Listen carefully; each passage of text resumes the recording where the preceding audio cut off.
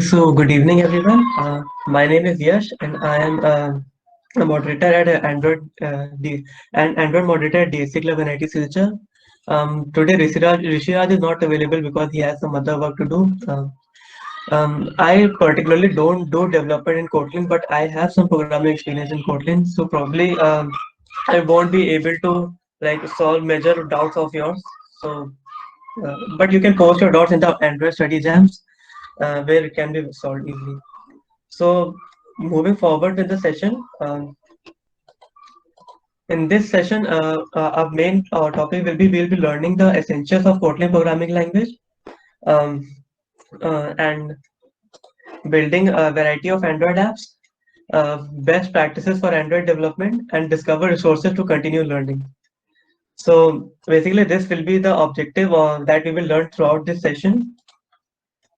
Here are some of the prerequisites that will be helpful for the first session of the track. As mentioned earlier, that we assume that you already have some programming experience in the object-oriented programming language. Um, so that is the main requirement for this. You should have some programming experience for this. Secondly, which is understood that you should have a computer and an internet connection for attending the session. Um, so my question is to you all, write in the chat box, which is your favorite programming language and or which programming language are you more familiar with? Just write in the chat box. Okay, C++, Java. Okay. Python, C++, C, Python, Java. Okay, so many people are from Java and C++. Okay, Python. Okay. Okay, so one of the student has said that he or she does not have any programming experience. I would suggest you to follow this session uh, if you get any doubt, you can ask in the Android study jams. Um, okay, so mainly we have Java and C++, HTML. Okay, okay, so probably they are one of your favorite language, probably because you like some of their features. There are many people who know both Java and C++, but they like one particular language more because of their feature. So like keep that thing in mind while why you love that language and as we move forward. So, so first is what is Kotlin? So Kotlin is a modern programming language that helps developers be more productive.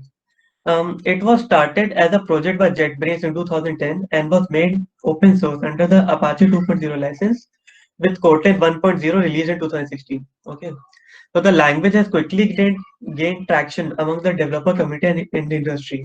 So basically, Kotlin, as you know, is a modern programming language. Like Java and Python, they are very old.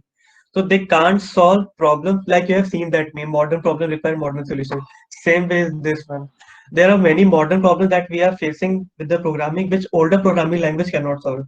So that is why Kotlin here comes in handy because it solves the modern problems which we generally face in day-to-day life. So benefits of Kotlin. Kotlin language is expressive and concise, allowing you to write and allowing you to express your ideas with less code. So someone in that mentioned that his or her favorite language is Python. Uh, I have done programming in Kotlin and I've done programming in both Kotlin and Python, and I can say that syntax of Kotlin and Python are almost same. Like has a somewhat bigger syntax, but it is very concise and short. So if you know Python, you can learn Kotlin very well, and if you learn Kotlin, it will be easy for you to switch to Python. It is my personal experience. So you can also try that. Um, second point is Kotlin helps you write safer code with features that help you minimizing common programming errors like null pointer exception. So let me show you this thing live here. So on the left hand side I have like Java code, and on the right I have the Kotlin code. So those who know Java might can relate to this. So I am here declaring an array, um, and let assign it null. Now if I try to print this array, uh, Let's print the first of this. So here I can see that I am able to print the like Java is throwing me no error. Like this code will be compiled, though it is getting a word, though it is giving me a warning, but there is no error. Like I can, but if I run this code, we will get a null pointer exception. So let's try the same thing in Kotlin. Um, I will clear Kotlin syntax you might not understand right now. I will clear it as we go along. Um, So this is the syntax of declaring an array in Kotlin. I will clear this as we go along. So if I try to assign this null, uh, so here you can see that we are facing an error. Kotlin is not allowing us to assign null to any array, which here Java has allowed. So this is one of the modern problems that we face, null pointer exception or array index out of bound exception. These all problems are solved during the compile time, which is very good. We don't have to face these errors during the runtime. So this is one of the main benefit of Kotlin. Okay. Also, Kotlin is 100% interoperable with Java, which means like you can use Java libraries in Kotlin as well. For example, there are scanner and buffer reader. You can use them in Kotlin as well. For example, import java.util.asterisk. Let me show you this also. For example, if I this is the Java code and this is the Kotlin code. If I type here import java.util.asterisk. So you can see this code is completely valid in Kotlin, which means we can use Java library in Kotlin as well. So this is like we can easily like convert a Java code into Kotlin. Okay. Now another key benefit of that Kotlin offers is structured concurrency with Kotlin coroutines, which is basically a threading part. Like we can like they simplify the background task management of for everything from network calls to accessing local data, which are common for mobile apps. Kotlin has many great language features, and Kotlin is now the fourth most loved programming language according to Stack Overflow. So we can see how fast Kotlin is growing. Also, Google, which initially started with Java, in 2019 it has announced that Android development should be done keeping Kotlin in mind as the primary language. So in 2008, Google has officially announced that Kotlin should be the primary language for Android. Okay, so from this we can understand how important Kotlin is. Okay, so here I want your answers. Tell me what will be the output of this program. Is what will the output of this program? Just type in the chat box. You all most of you will know the answer.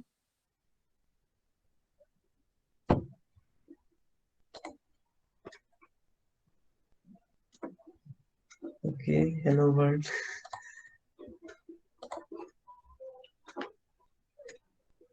Okay, hello world. Like yes, we all know this answer.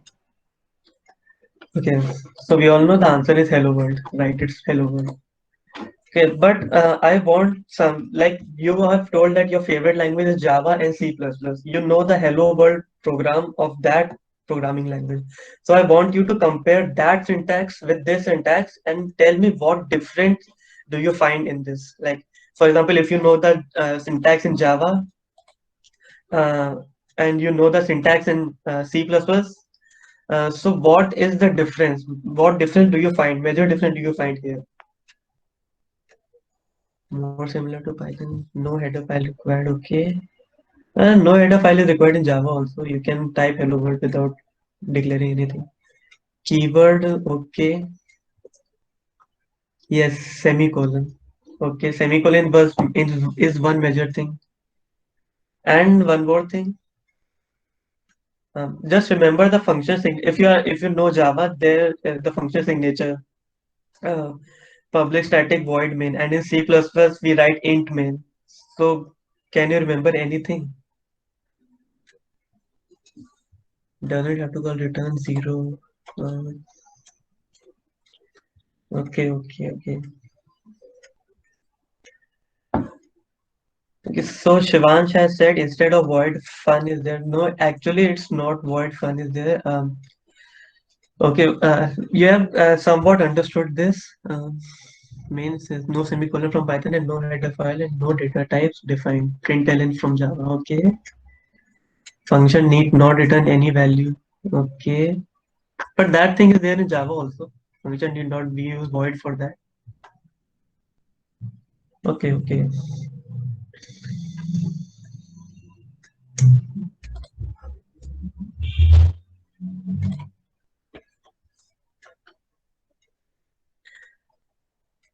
Okay, so one answer which I was searching was about this function signature.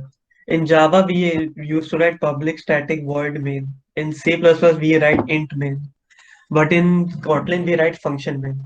So one of them said instead of void, we use fun. Actually, it's not a void is just a return type. Here, to declare a function, you need to use this keyword, fun keyword.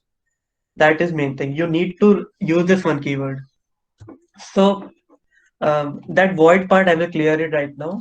Uh, so here we can observe the parameters and return type. Okay, so let me explain this a little bit. As I told you to write a function, you need a function fun keyword, fun keyword. So fun is here. Let me 1 second. Okay, so here is the fun keyword. Add is the function name.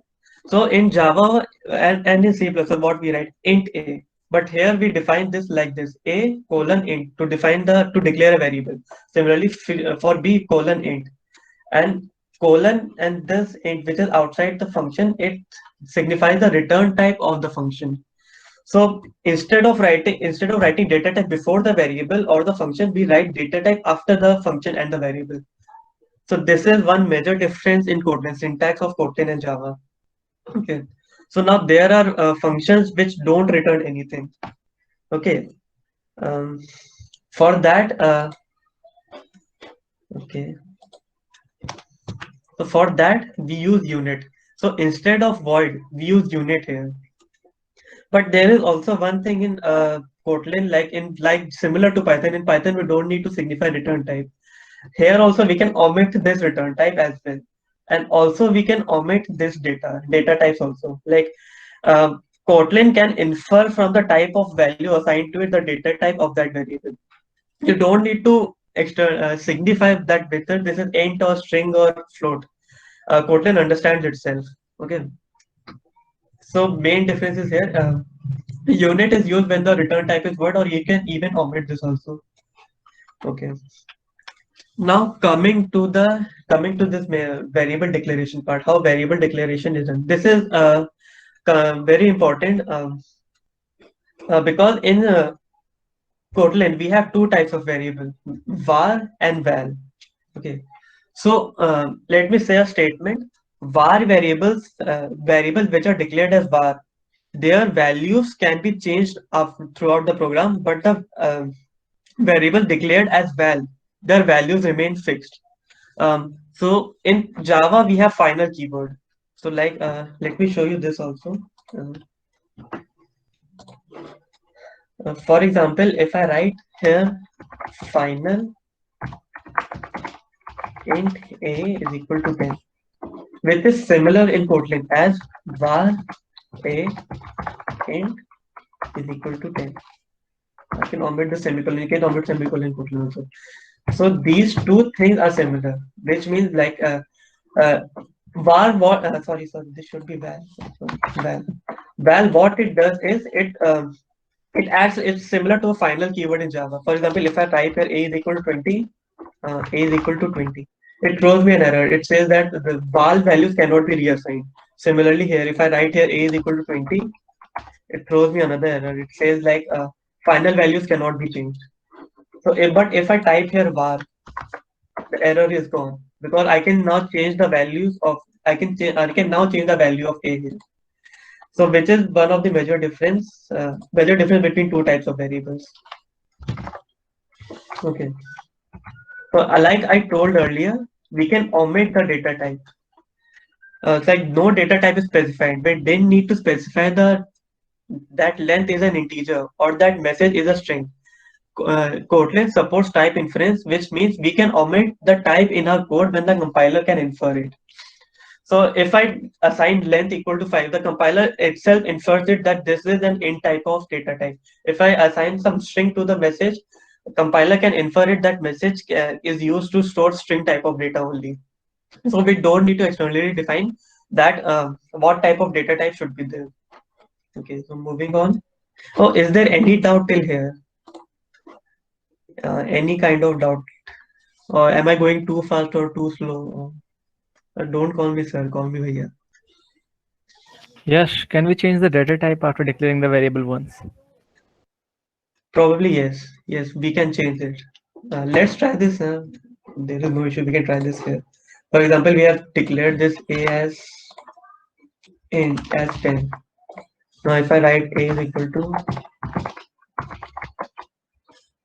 no, we cannot change in Kotlin because it has already inferred that this is uh, uh, this is an integer type and this is string, so we cannot change it afterwards. And in case if we declare it using the initial declaration like a int a and then 10, then we can we declare it? Pardon? Like if we declare it like using the another syntax that we use for the declaration like int a is equals to 10, then can we declare it? Like this one? Yeah, right. No, no, this just signifying this is like concreting your Cool, the cool. decision that A should be int only. So that Cool, way cool. compiler won't allow it to compile. Statically typed. So exactly yes. Okay. Okay, so any other doubt? Samir, can you mute?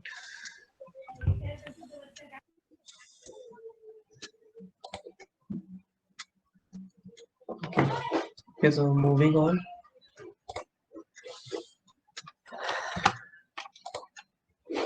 So now coming to the control flow statements. So control flow statements is syntax. You can understand this if statement. This is similar to what we use in Java as well as in C++. Like if score is less than 20, print ln low. Else if score less than 70, print ln medium. As we can, anyone can understand this syntax. But here we have to understand it this a little bit. We know that most of you know about switch case. It's there in Java and in C++. So that is replaced by when in Kotlin. So when x is 0, run this function. When x is 1, run this function. When x is 2, run this function. So this is exact copy of switch case in Kotlin. This is comparatively very concise in Java. We have to write switch case 1, then the name, then break. So this has actually made our code concise here. Yes, there is a question in the chat box on the previous part, the difference between the Oh, var okay, and the okay. val and val. Oh, okay, okay. I didn't see. What is the difference? Okay, let me explain that again. Var variable. Let me show you by this code. Um, so here, let's see here. Now I have declared this variable as var. Now, if I change this value, compiler will allow me to change the value of this variable a. But if I declare this var as val, the compiler won't allow me to change the value of this. So once the value is fixed, it is fixed. You cannot change the value if it is declared as val. But if it is declared as var, we can change the value further. So now is it understood? Um, Abhigyan. Yes, Bhaiya. Thank you, Bhaiya. Okay, okay.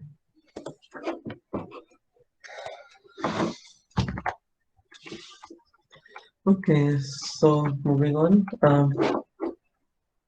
Kotlin supports both functional and object-oriented programming styles. So for OOP, you can create classes and object instances as shown here.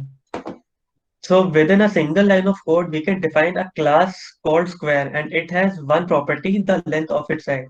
So here we have defined a class square and it has one attribute side. So to create an object, Python, those who do Python, they can understand this syntax very well. S is equal to square 10. They can understand. So this is the way we create an object in Kotlin as well. In Java and in C++, we use a new keyword, but that keyword is omitted in Kotlin. So instead of new, we just call the class. We just type the class name, and in the bracket we pass the arguments. In the similar way, we can print s dot side. So in this way, We can. I have a question. Okay. How do we define methods inside the class in Kotlin? You probably joined late, I think so. Yes. Okay, let me show you that slide. So this is the way we define methods in Kotlin. I'm asking about the method inside a class. A similar way, like similar to this function add a int b int return a plus. Similar. We just write this thing inside the class. Similar. Okay. No difference.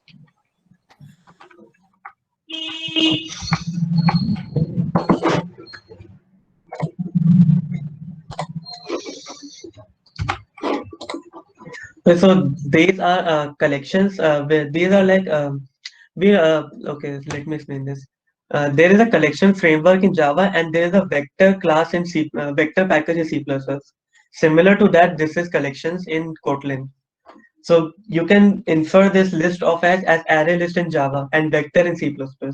Set of it is defined as hash set in Java and hash map in set in C++, and map of is hash map in Java and hash map in C++ also.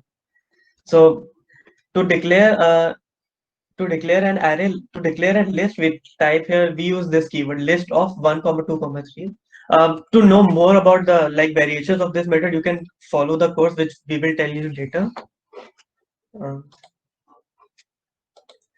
Okay, does the argument inside the class represent the value of variable type? Okay, 1 second.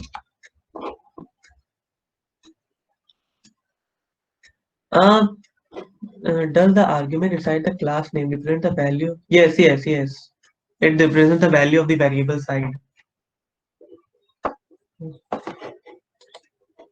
Okay, so to define a set, we use this keyword set of and pass the values in this.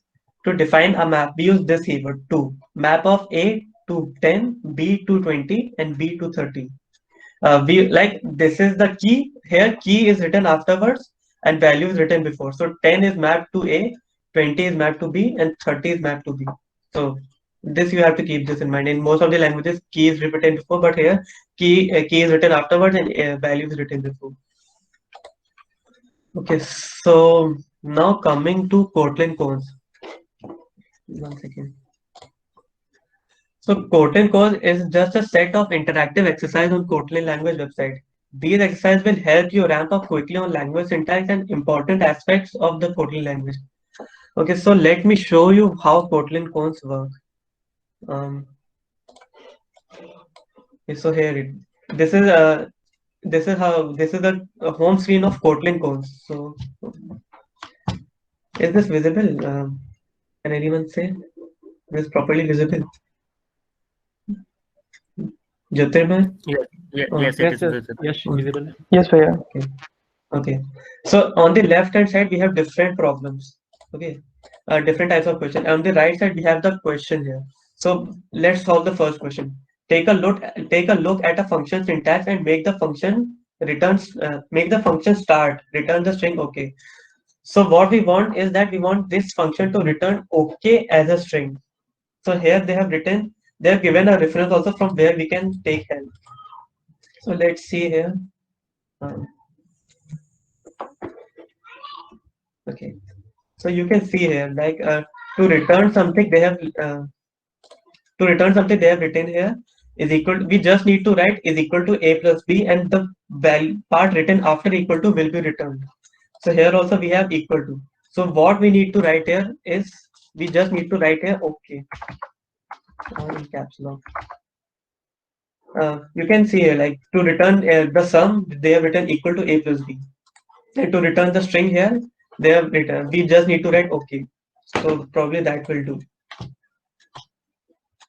Okay, so past is okay. So you can solve various problems, and each problem they have given the reference to each problems. Okay, so you can take help from here and solve the problems. Okay, so moving on. So here you can check the error message here. You can solve the exercises here. You can use run code to check the output using this button. You can read the instructions here, and there is also this button show answers, which you can use to this show answer. It shows what you need to actually write. So if you get stuck and you're not able to like understand what we have to do, you can directly see the answer here. You can even also refer this, so you can like solve it again. Okay.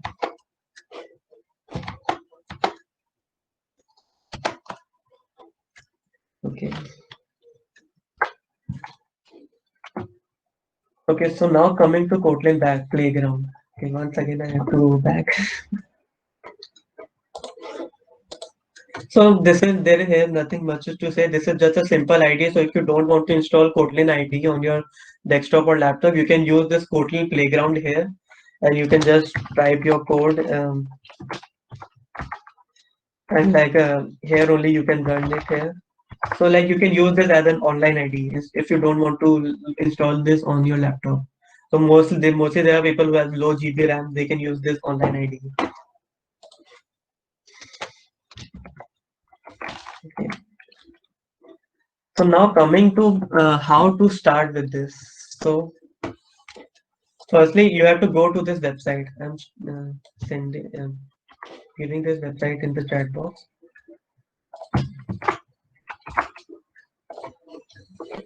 Okay.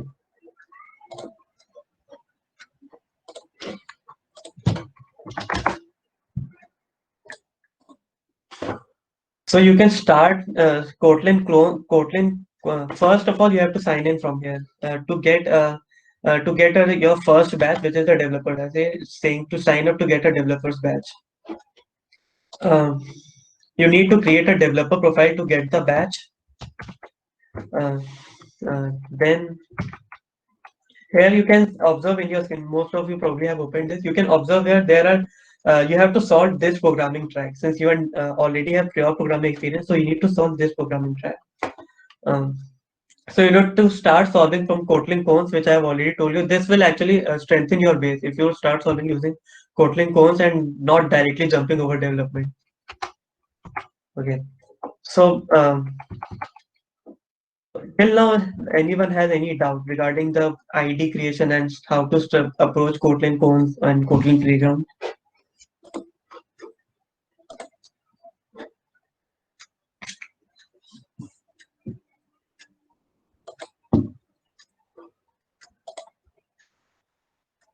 Okay, reply with yes or no. If you're having any doubt, no doubt, then you can reply with no doubt or something. But I can note it even. So is it clear? Everyone is clear.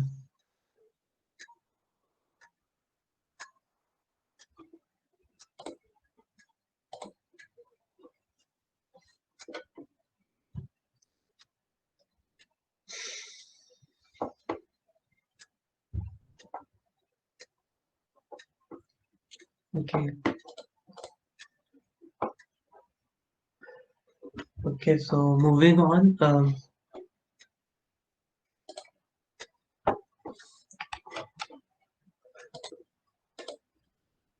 So this is now the development. How you have to develop apps in Android. I will not say much here because development part you will get. So like continuing from beginning. So Android Studio is the official tool that professional Android developers use to build Android apps. There is a lot of functionality available in Android Studio to help you build your app. For example, there are templates to create your app, which can generate something like that you see in this screenshot here. Like you can see here, several templates are already given. You can like there is one thing which I love about Android Studio is you can do drag and drop. Though it is not recommended, but if you don't want to write much code for front end, you can just drag and drop and position your components here only. Um, you can even you can use layout editor to edit this if you love coding and like that. Okay. So like moving on, you might also need Android emulator, but I would suggest you to not instead of using Android emulator, you can use your phone to test your apps. Okay, so you can switch on USB debugging mode there is on your phone. You can switch on that, and after that you can test your apps on your phone. So I won't recommend Android using Android emulator. Okay. So in the course you will get to know about the about the different components which you will need for developing Android. For example, layouts is there.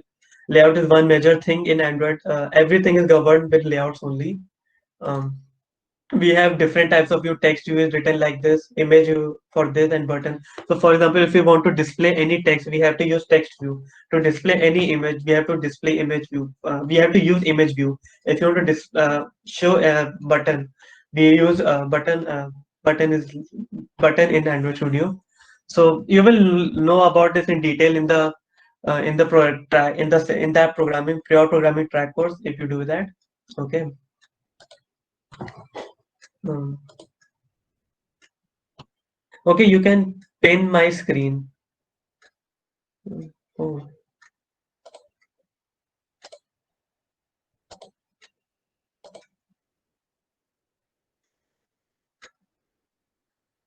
okay. Is my screen visible now? Yes, Bhaiya.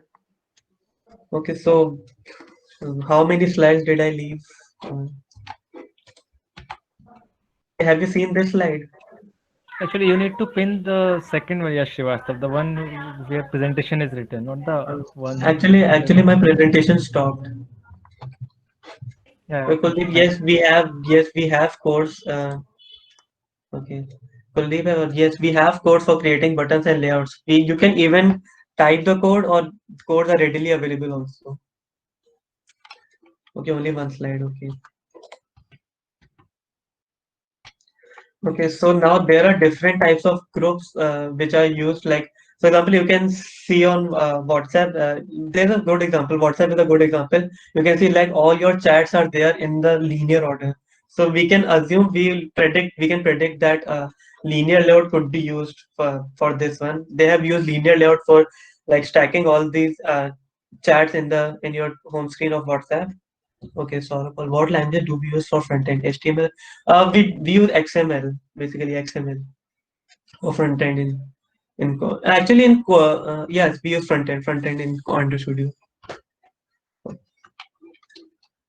Okay, like yes, this is we use front end for this. Like Android text hello world, Android layout width so wrap content. So this is the front end part which we need to write which is written in XML. For functionality, we use Kotlin.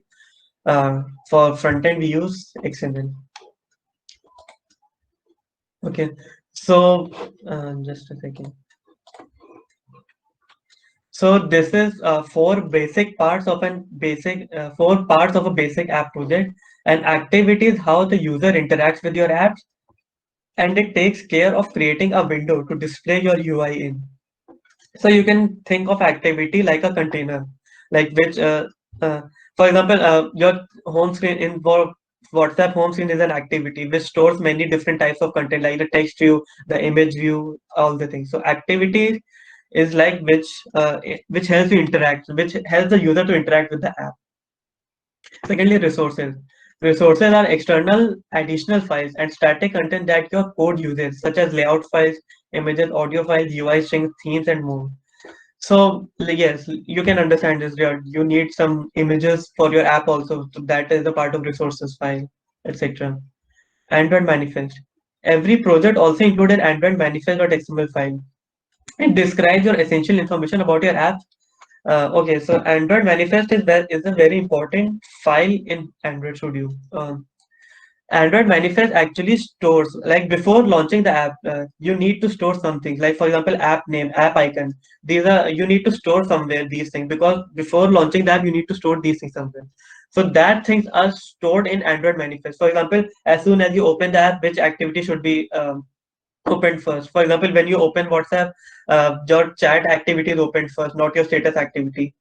So Android manifest file stores all those things which actually you can say it is used for initialization. Initialization will be a better term for this. So Android manifest for those things.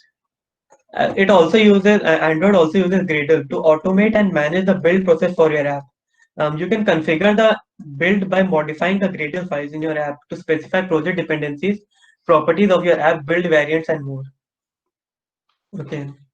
Like Gradle file, you can say that they are helper files which actually build, like there are different components in the app. So it actually binds all those components and it has in binding all those components, so you can use that app. Okay. So is there any doubt till here? We are almost nearing to the end of this session. Is there any doubt here?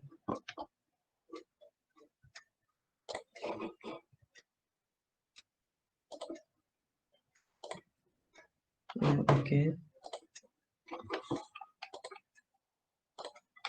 Okay, so you can once again open that website and you can start the course from here. So you can use these things parallelly, Kotlin Cons and this course. So let me open that course here. Um,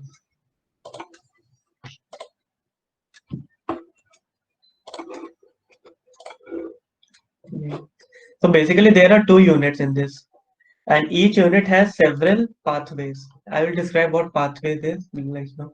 So you have to complete all these things to earn badge. So if you complete all these things, you will get some swags. Okay, so you have to complete unit 1 and unit 2 for to earn some badges and swags. Okay. So here you have to build your first app. Here you will be required an interactive app, and each of these have a video and a quiz. Okay, so you can explore this thing and you can approach it in a approach it and as you go on. Okay, so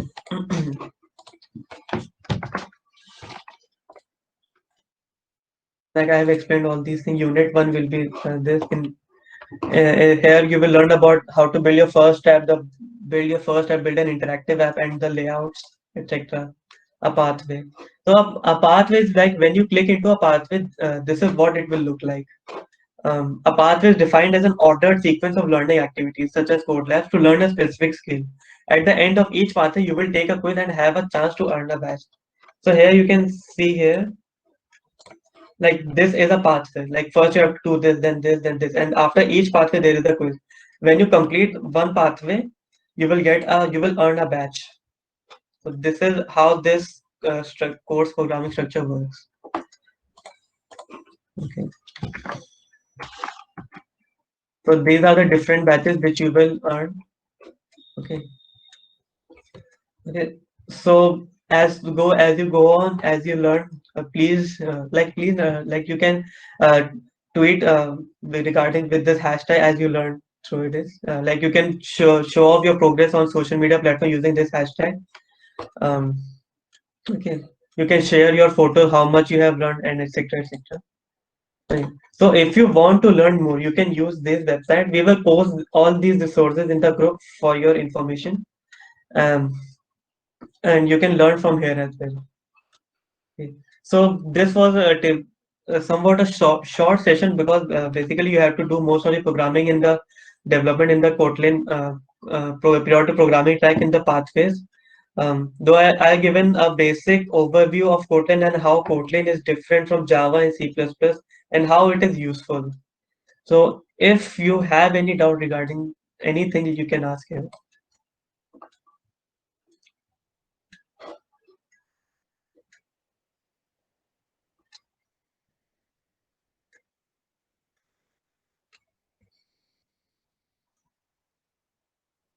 So everyone has understood. Okay. Okay, Bhaiya started. Yeah, sure, sure. You have time up till 25th January, I think. So I will confirm with Rishira. With 25th January, you have to complete at least one track. But if you complete both the tracks, then it will be helpful for you only. Yeah, sure. You can start after that. I will also suggest first complete one track, then you should start another track. Otherwise, things will mix and match.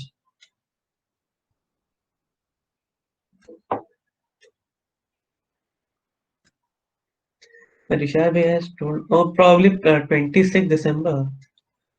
Okay, I'll confirm once with him since he's a DSC lead and he's gone. So I'll confirm once with him. Okay. Is there any deadline to complete the second track? Uh, Probably it will not be 26th December. It should be 26th January, or it will be impossible for anyone to complete this within 1 week. Probably it is 25th January or 26th. I will confirm this. I will post this in the group.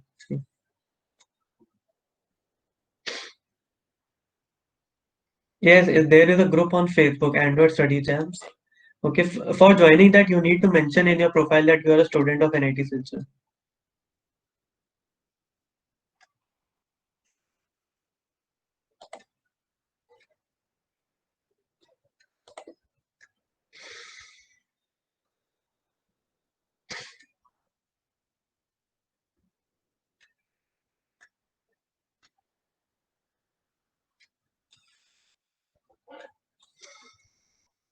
Okay, so just tell me how many of you have started the new to programming track and doing it?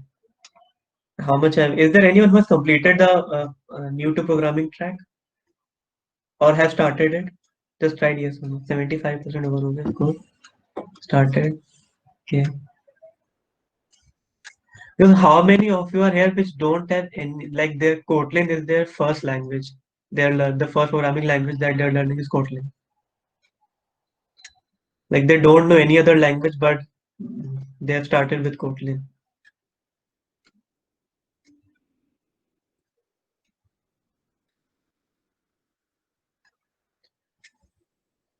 Okay, see. Unit 1 over good.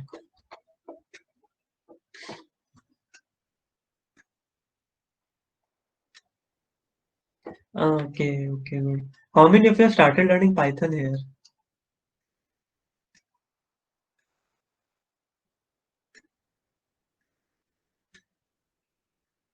No one.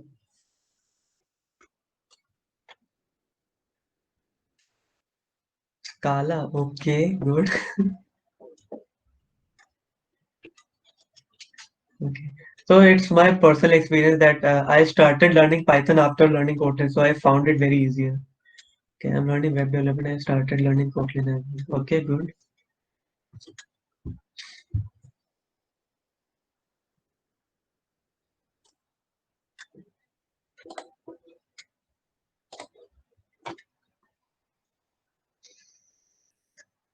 Okay. So probably we don't have any doubt, any more doubts. If you get any doubt, you can post it in the class in that group, and even you can message us also in Facebook. We'll be very happy to solve those doubts.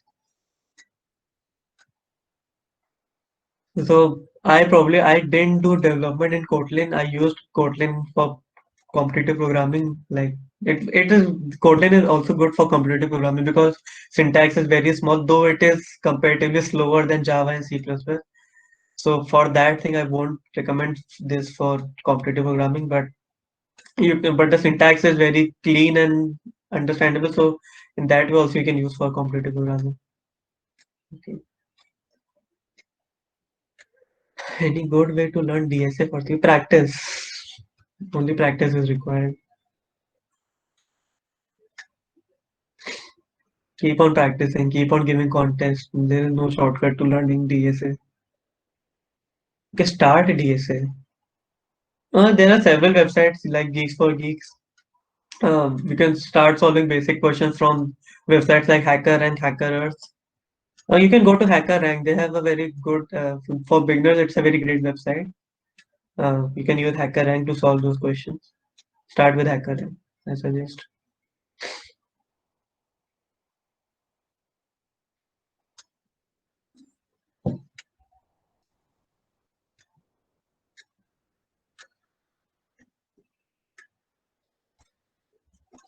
Okay, so since we have no more dots, should we wrap up?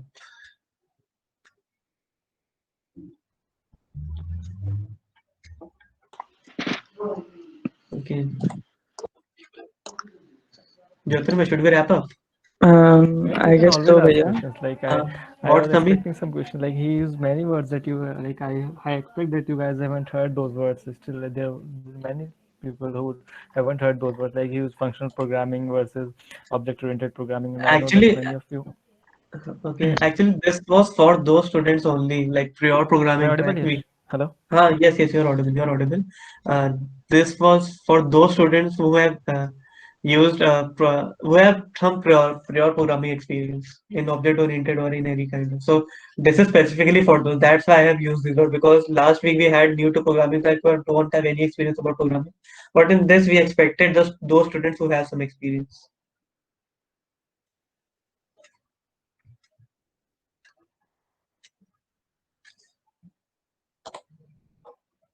Hello, Samir, is your doubt clear? Yeah, internet connection rate gone Okay. bad. कोई नहीं, Okay. बाद में देखते हैं। Bhaiya, what are we going to learn next in the next session? Probably this will be the last session, I guess so. In the last session maybe in January, but that will be the doubt solving session. Okay. Okay, so you'll learn these things where there is nothing to like. You have to learn using the programming tracks which were there. Okay, so I have a Labrador 45 Intel Pentium. Android Studio create any problem, especially hanging. Okay, so there is a small advice while you run Android Studio. It is advised to close all other apps in your PC, including your antivirus. You have to disable your antivirus also because it will create a problem. So it creates problem on laptops at 8 GB RAM as well. Mine is a gaming laptop still. It creates problem on my laptop also. Okay. Well, Samir, can you ask your doubt once again? Okay, is he there or else good? Okay, yes, good. Okay. Okay, so let's wrap up. Okay, Bhaiya. Thank you everyone for joining us. In case of any doubts, you can post in the group.